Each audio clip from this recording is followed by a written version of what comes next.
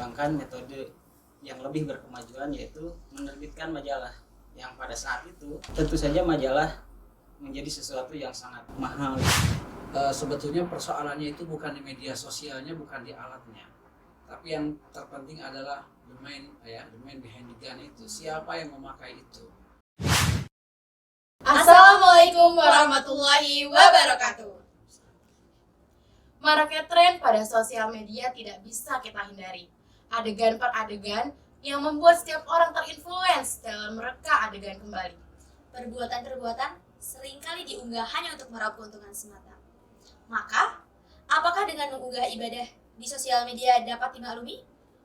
Atau justru malah menjadi perbuatan yang tidak terpuji? Saya Nafa, Saya Andini, bersama kami di M-Talk, Islamic, Educate, and Inspire. Baik, halo pemirsa TVmu. Kali ini kita sudah bersama dua narasumber kami, yakni Bapak Roni Tabroni dan Buya Cecep. ya. Untuk M-Talk kali ini kita akan mengupas tuntas mengenai serial majalah Suara Muhammadiyah yang bertemakan Ladang Amal yang Terbakar. Baik, mungkin kita bahas dulu mengenai serial majalahnya sendiri begitu ya, Teh. Untuk majalah Suara Muhammadiyah sendiri itu kira-kira diterbitkan kapan dan mulainya itu seperti apa ya, Teh ya? Dan apa sih itu majalah Suara Muhammadiyah? Mungkin akan dijelaskan secara tuntas oleh Bapak Roni Tabroni. Mangga Bapak. Terima kasih ya Teh. Kita menginformasikan sekilas aja. Mungkin tidak tuntas ya tentang Suara Muhammadiyah karena usianya sangat tua, jadi mungkin hanya informasinya sekilas. Yang pertama, pemirsa TVmu pasti sudah pada tahu kan ya Suara Muhammadiyah seperti apa. Ini majalah milik Perserikatan Muhammadiyah yang sudah usianya lebih dari 1 abad gitu ya. Diterbitkan pada tahun 1915 ya, langsung oleh pendiri Muhammadiyah, yaitu Kiai Haji Ahmad Dahlan. Pada saat itu Pak Ahmad Dahlan, Kiai Haji Ahmad Dahlan ya, jadi ketika mendirikan Muhammadiyah, beliau kan pikirannya kan sangat maju ya, berkemajuan gitu ya, selalu membuat terobosan-terobosan, termasuk dalam metode berdakwah. Jadi beliau tidak hanya berceramah gitu ya di masjid atau bertemu dengan orang, tapi juga mengembangkan metode yang lebih berkemajuan, yaitu menerbitkan majalah. Yang pada saat itu tentu saja majalah menjadi sesuatu yang sangat mahal gitu ya, masih jarang gitu ya orang bicara tentang media ya. Tapi Ahmad Dahlan sudah berpikirnya beyond, bahwa untuk melakukan dakwah ke masyarakat perlu sarana yang lebih luas ya, menyampaikan pandangan-pandangan keagamaan. Dan pada saat itu Pak Kiai Haji Ahmad Dahlan tidak sendiri, dibantu oleh jurnalis handal pada saat itu namanya Haji Fahrudin. Haji Fahrudin ini tokoh pers yang beliau sudah aktif di Majelis Tabligh Muhammadiyah, sehingga pada saat itu Kiai Haji Ahmad Dahlan mengajak beliau untuk menerbitkan sebuah media yang disebut Suara Muhammadiyah. 1915 mulai terbit, dan tentu saja itu menjadi terobosan di tengah masyarakat yang mungkin banyak yang buta huruf ya. Indonesia masih jauh dari merdeka. Muhammadiyah sudah punya media yang menjadi terobosan. Nah, sampai hari ini Suara Muhammadiyah masih terbit. Usianya sudah sangat tua, tetapi konten-kontennya masih sangat segar ya. Jadi itulah bukti bahwa Muhammadiyah selalu berkemajuan dengan media yang sangat tua, sampai dikasih penghargaan oleh Muri, dan selalu memberikan pencerahan kepada umat, khususnya kader-kader Muhammadiyah di seluruh tanah air. Begitu. Wah, luar biasa ya. Majalah Suara Muhammadiyah ini berarti pemirsa TVmu di rumah. Kalau boleh tahu nih Bapak, umurnya sudah berapa tahun ya Pak majalah ini? Kita kurangi 2022 dikurangi 1915. Sudah sangat Iya. tua ya. Jadi sekitar 107 tahun lah ya, 107-108 tahun.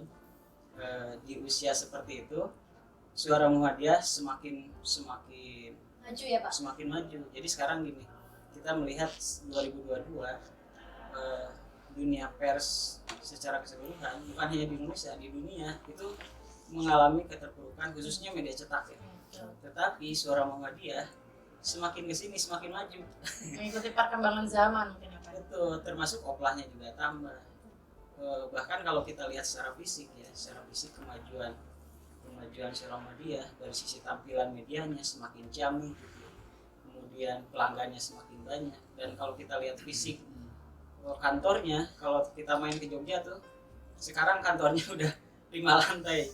Di tengah media pada umumnya jual aset, Suara Muhammadiyah justru membangun. Bahkan sekarang mau bikin lagi towernya di belakang yang jauh lebih besar lagi. Jadi ini menunjukkan bahwa Muhammadiyah itu sekali beramal dia pantang surut, jadi terus maju. Ketika orang lain menurun, Muhammadiyah justru semakin naik. Termasuk ini Suara Muhammadiyah itu bukti berkemajuannya Muhammadiyah. Luar biasa. Berarti Suara Muhammadiyah ini merupakan terobosan pertama ya Pak ya untuk dakwah secara tertulis gitu. Betul. Jadi secara organisatoris 1915 ini adalah media pertama. Setelah itu sebenarnya di Muhammadiyah juga masih banyak media-media cetak yang lahir. Saya di sebagian riset saya menunjukkan sampai 1981 itu tidak kurang dari 31 media cetak yang diterbitkan oleh Muhammadiyah, baik pusat, wilayah, daerah, termasuk juga oleh organisasi otonom. Gitu ya. Sekarang dinamikanya mungkin yang lain agak turun naik, tetapi khusus untuk Suara Muhammadiyah dia terus berkembang. Alhamdulillah. Alhamdulillah. Dan sahabat kita Mtop. kemarin kan masih ini ya, masih hangat ketua pimpinan umum Suara Muhammadiyah kan wafat ya kemarin, Buya Syafi'i Ma'arif itu adalah pimpinan umumnya. Dan ini menunjukkan yang juga membedakan Suara Muhammadiyah dengan media lain, pimpinan umumnya saja itu profesor, dan pimretnya, pimpinan redaksi Suara Muhammadiyah juga profesor. Tahu nggak? Namanya Profesor Dr. Haidar Nasir. Keren sekali berarti Pak Keren ya. sekali. Suara Muhammadiyah ini teman-teman patut dicontoh dengan konsistennya ya. Iya betul sekali, betul. Nah mungkin buat Sobat Mtalk dan pemirsa TV-mu di rumah nih, kalau misalnya buat mendapatkan majalah Suara Muhammadiyah ini bagaimana Pak? Sebenarnya yang paling tahu Suara Muhammadiyah ya bagaimana dia memasarkan. Tapi kita sebagai kader Muhammadiyah dan saya sebagai pelanggan Suara Muhammadiyah, sebenarnya Suara Muhammadiyah itu ada di berbagai level pimpinan wilayah. Biasanya suka ada drop ya. Pimpinan daerah juga ada, di amal usaha biasanya juga ada, seperti ini di kampus ya PTN itu biasanya ada Suara Muhammadiyah yang print ya, yang bentuk printnya kayak gini. Tapi kalau dalam bentuk digitalnya sebenarnya setiap orang bisa mendapatkan langganannya melalui suaramuhammadiyah.com ya. Jadi yang di websitenya kita nanti masuk ke langganan versi digitalnya, jadi siapapun dimanapun kapanpun bisa berlangganan. Jadi buat teman-teman dan pemirsa di rumah nih, kalau misalnya penasaran sama majalah Suara Muhammadiyah untuk menambah wawasan juga ya Pak ya? Karena topiknya sangat menarik teman-teman. Iya betul sekali. Bisa dibuka websitenya di suaramuhammadiyah.com dan teman-teman juga bisa berlangganan untuk mendapatkan serial-serial atau edisi-edisi terbarunya.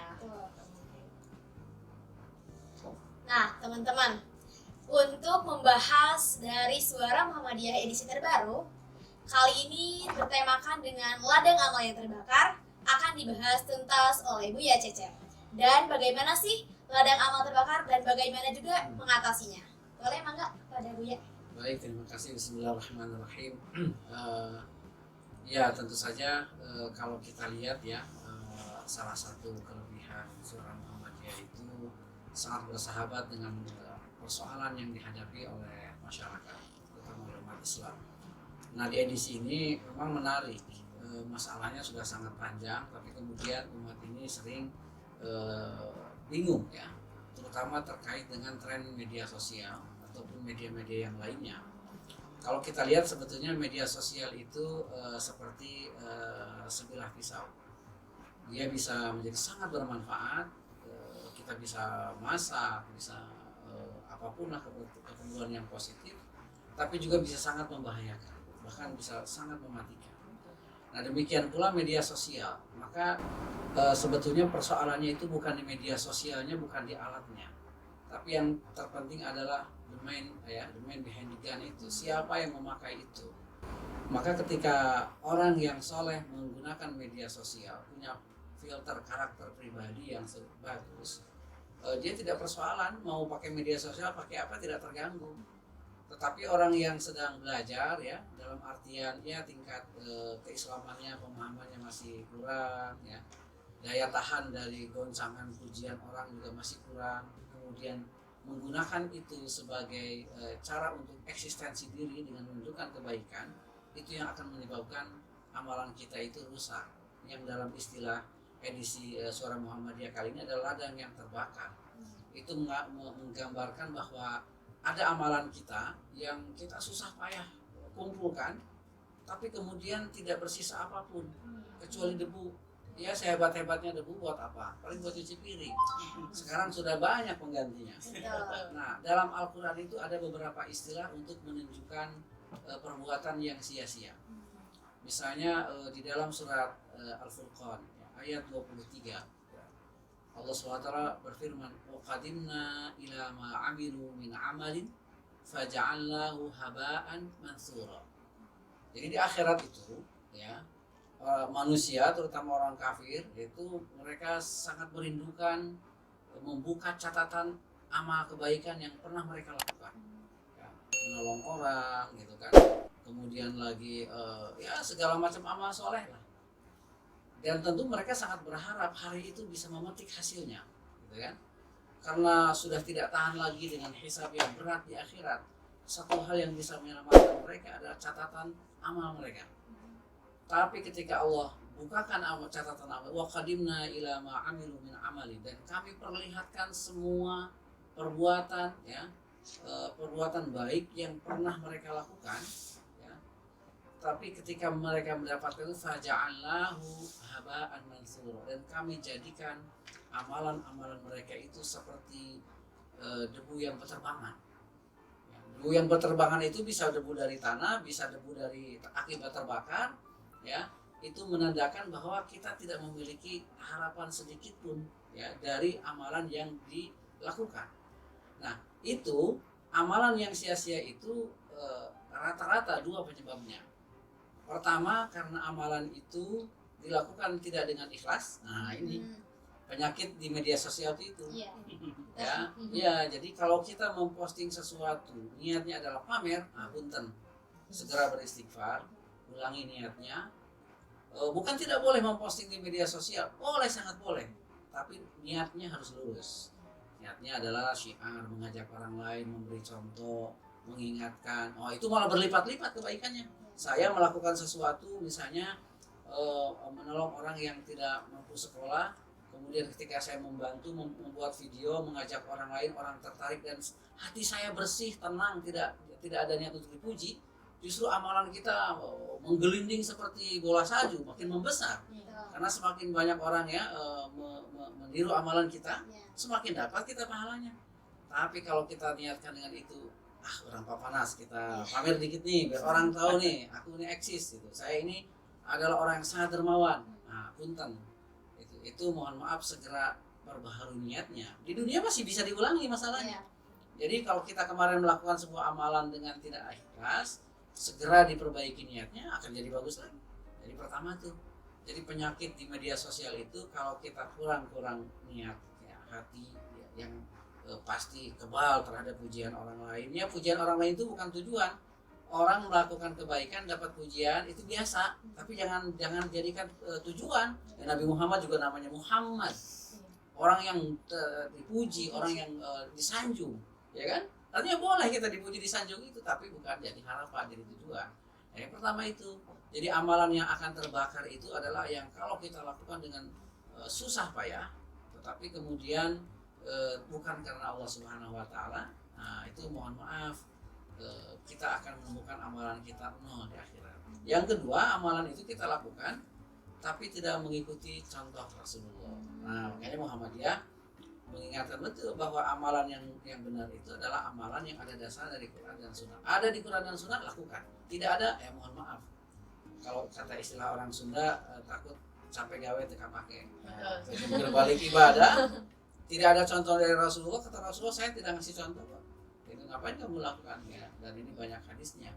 Nah, ada lagi banyak ayat yang lain yang menggambarkan betapa amalan kita itu harus dijaga. Misalnya ya, kalau selain di dalam Al-Quran, ada dalam hadis Nabi, ada satu perbuatan yang akan dapat membakar amalan kita, yaitu hasud. Nah, kata hadis Nabi dalam sebuah hadis sahih, iyyakum wal hasada, hati-hati ya. Kalian jangan melakukan punya perasaan iri dengki terhadap sesama kalian. Mengapa? Ya, fa innal hasada, karena hasud ya, iri dengki itu yakulul hasanat, dia dapat memusnahkan kebaikan kita. Hasanat itu banyak itu ya, kata jama itu kama takulun naru al-hatab, merusaknya hasud terhadap amalan itu seperti merusaknya seperti api membakar kayu bakar yang sangat kering. Nah, bayangkan itu, tidak lagi tersisa apapun di situ ya. Maka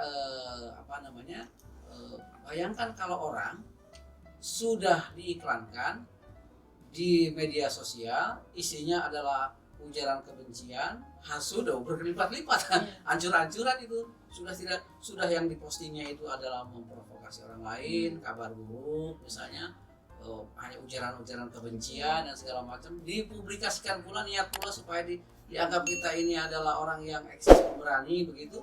Waduh, itu lebih rusak lagi. Nah, maka sekali lagi persoalannya bukan di media sosialnya, tetapi bagaimana kita menaklukkan, ya kan? Menaklukkan media sosial yang justru bagaimana supaya menjadi jalan kebaikan kita berlipat-lipat, bukan sebaliknya menjadikan amalan kita malah terbakar, punah tadi itu.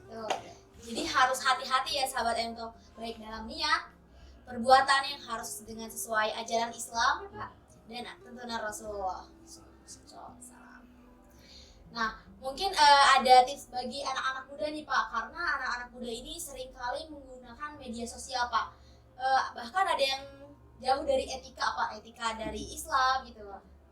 Gitu. Boleh Bapak dijelaskan? Ya, alhamdulillah Muhammadiyah sebagai sebuah persyarikatan yang selalu merespon persoalan kekinian. Muhammadiyah itu sudah punya fatwa yang distarjih tentang fikih informasi itu. Karena penyakit media itu bukan hanya di anak muda, orang tua juga sama gitu ya.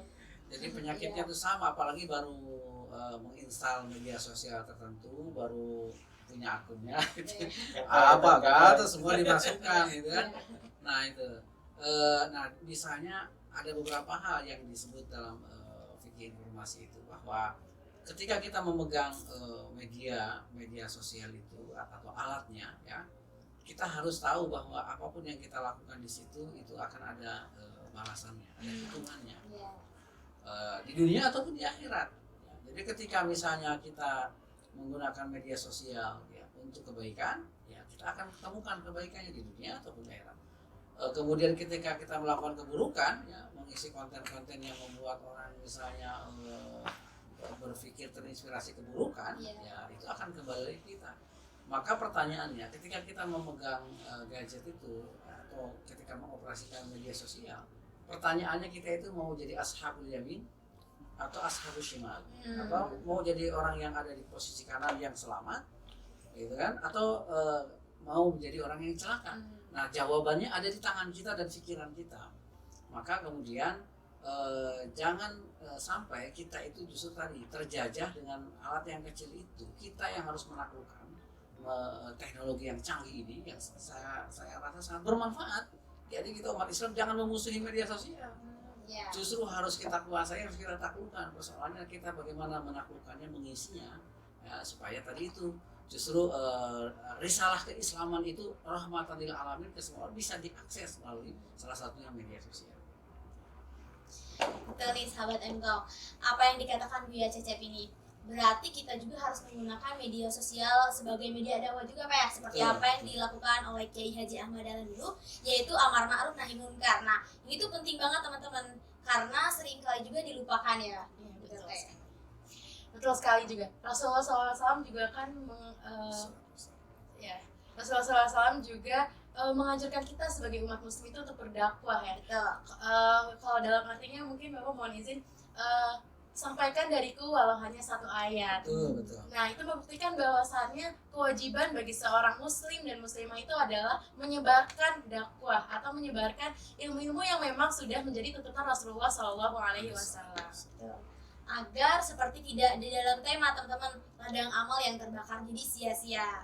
Iya, jadi ibadah yang kita lakukan itu sia-sia. Seperti layaknya debu ya. Mungkin kalau misalnya terbawa angin itu hempas, sudah tidak ada lagi. Ya, maka dari itu niat harus selalu diluruskan, jangan hasud seperti yang sudah Bapak sampaikan dan mengikuti perbuatan sesuai dengan Al-Quran dan Sunnah. Iya, baik, kalau boleh saya tanya, Bu ya, mohon izin. Kita terkadang sebagai umat muslim mungkin ya, niatnya tuh nggak pamer, Iya. tapi terkadang ada aja gitu yang Yang suka bilang, sirik ya? yang sirik ini mah pamer gitu dan sebagainya. Nah, sirik atau perbuatan ria sendiri itu memang orang yang menilai atau bagaimana Bapak? Ya, ria itu kan dari kita. Ada ria, ada namanya itu istiro. Kalau ria itu memang kita menjadikan sesuatu kita supaya layak gitu ya, layak disanjung orang lain, sehingga kita merasakan tujuannya kalau orang sudah wah dengan kita sudah puas itu selesai kita urusan itu bukan tabungan. Tapi kalau misalnya kita sudah sedemikian cara mengikhlaskan niat dalam semua amalan kita, orang menganggap kita ria, itu syirik. Biar saja itu bukan urusan kita. Jadi ya 1 juta orang menilai kita ria atau 1 miliar orang menilai kita itu ria, selama hati kita tenang ya, tidak merasa ria, tenang santai saja. Gitu ya. Jadi ketika kita megang media sosial, bismillah ya Allah saya ikhlas karena ya. Oh ternyata muncul lagi ria, nanti dulu tunggu dulu. Bismillah gitu ya. Begitu. Dan akan selalu kadang-kadang kita tuh awalnya ikhlas, begitu ada orang yang mulai, hebat kamu. Iya ya. Nah, jadi kemudian itu menjadi tantangan kita. Maka sekali lagi kuncinya ada di hati kita. Jadi selama hati kita yakin bahwa kita karena Allah Subhanahu wa taala, ternyata banyak orang yang senang dengan perbuatan kita ya, memuji kita, tidak ada masalah. Atau ada orang yang syirik sama kita, menganggap kita ingin pamer, tidak ada masalah. Atau sebaliknya yang berbahaya malah kitanya rianya minta ampun, orang lain ini orangnya tulus ikhlas. Itu bisa celaka lagi. So ikhlas. Oke, kalau saya mau nanya lagi nih Pak, kalau misalnya kita mengharapkan viewers gitu ya, biasanya kan kalau sekarang itu mengharap viewers ya. Jadi memposting kebaikan hanya Iya. viewers semata. Iya betul. Terus juga kita ini niatnya dakwah, tapi kita meraup AdSense untuk diri kita sendiri, meraup keuntungan untuk diri kita sendiri, itu bagaimana Pak? Ya tidak apa-apa. Ya kan kalau kita dakwah semakin banyak yang mengakses, kan makin bagus. Iya. Yang tidak boleh semata-mata karena viewersnya itu. Saya ingin dakwah itu lebih luas, saya kejar sebanyak-banyak viewers, tidak masalah. Jadi kembali kepada sebetulnya untuk apa yang kita lakukan ini, bahwa dari kebaikan itu ada feedbacknya, ada untuk materi, tidak masalah. Ya kan, orang disuruh berjualan, berbisnis, bekerja, yang tidak boleh itu materi jadi tujuannya. Ya kan, bahwa ya gimana kita mau jungkir balik dakwah ini followersnya cuma 10 orang. Ya kan, ya kita juga harus berusaha meningkatkan viewers yang banyak, followers yang lebih banyak. Itu tidak yang penting tadi itu, saya bukan sedang mengejar viewers, tapi saya menjadikan viewers ini sebagai jalan dakwah saya, media saya, supaya dakwah ini lebih tersebar dengan banyak gitu ya. Mungkin tidak mencari viewers tapi mencari ridho Allah Ya. Subhanahu. Intinya tetap pada niat ya Iya sahabat. betul.